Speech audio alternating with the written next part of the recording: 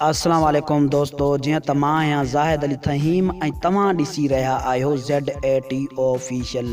दोस्तों, अॼु जी हिन वीडियो जो टॉपिक आहे रूबी अली जो यादगिरी प्रोग्राम ते।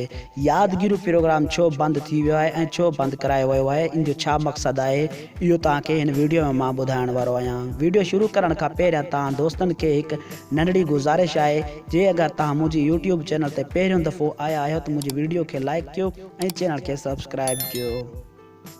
दोस्तों, मां तव्हांखे ॿुधाईंदो आहियां त रूबी अली जो यादगिरी प्रोग्राम तव्हां ॾिठो हूंदो ऐं ॾिसंदा ज़रूरु हूंदो। हिन रूबी अली प्रोग्राम वॾे वॾे फ़नकारनि सां कयो आहे, जीअं त शमन अली मिराली, मुमताज़ मौलाई, निगस्त नाज़, अब्दुल मनान अब्बासी, अलीगुल मलाह, सोहराब सूमरो, सतार लाड उर्फ मज्जू।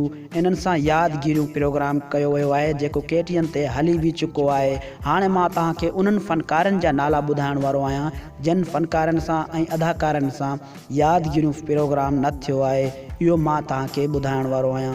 जीअं त असद खान कुरैशी, उमैद अली कलवड़, हबीब पांवार ऐं तमामु बहितरीनु नाले वारा अदाकार पिणु रहिजी विया आहिनि जिन्हनि सां यादगिरी प्रोग्राम न थियो आहे।